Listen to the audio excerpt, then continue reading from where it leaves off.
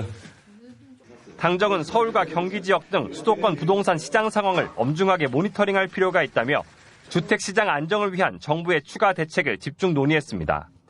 경제 전반의 활력을 저해할 수 있는 국가적 현안인 만큼 당정이 높은 경계감을 갖고 상황을 예의주시하면서 이번 주 부동산 대책 발표도 예고했는데 다만 구체적인 정책 내용에 대해서는 민감한 사안이라며 언급을 피했습니다.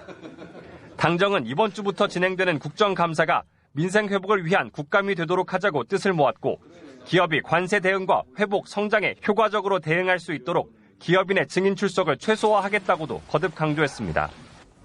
이재명 대통령 역시 전 부처가 여야를 가리지 말고 국회 국정감사에 적극 협조하라고 지시했는데 특히 타당한 지적에도 이유 없이 방치할 경우 엄중 문책하겠다고 경고했습니다. MBC 뉴스 정상빈입니다.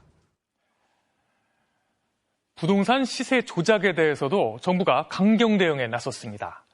서로 짜고 아파트를 시세보다 높은 가격으로 계약한 뒤 얼마 후 취소하는 방식으로 시세를 올리는 이른바 부동산 가격 띄우기 의심 사례가 잇따라 적발됐는데요.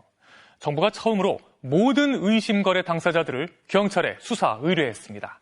남효정 기자가 보도합니다. 올해 거래된 서울의 한 아파트. 단지 내 같은 평형의 아파트 시세는 20억 원인데 이보다 2억 원이 더 높은 22억 원에 거래됐습니다. 하지만 어찌된 영문인지 한 달여 뒤 집을 산 사람이 계약을 돌연 취소했습니다. 위약금을 물기는커녕 계약금과 중도금을 돌려받고 추가로 웃돈까지 받은 정황이 확인됐습니다. 그 사이 해당 아파트는 7천만 원이 더 올라 22억 7천만 원에 다른 사람에게 팔렸습니다. 친족끼리 매매한 또 다른 아파트 역시 시세보다 높은 가격에 팔렸다가 얼마 안 가 거래가 취소됐고 이 아파트는 다른 사람에게 1억 원 더 비싸게 팔렸습니다. 실제 시장 가치보다 인위적으로 가격을 높아 보이게 만드는 이른바 부동산 가격 띄우기 수법입니다.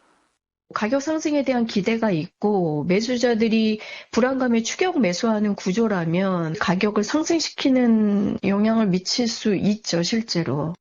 국토부는 이들이 시장 투명성을 높이기 위한 아파트 실거래가 공개 제도를 악용해 집값을 부풀렸다고 봤습니다.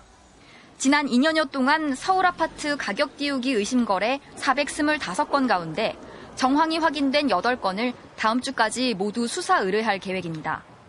정부는 이번 수사 의뢰가 공인중개사가 아닌 거래 당사자 일반인에 대한 직접 처벌 규정을 신설한 이후 이를 적용한 첫 사례라고 밝혔습니다. MBC 뉴스 남효정입니다.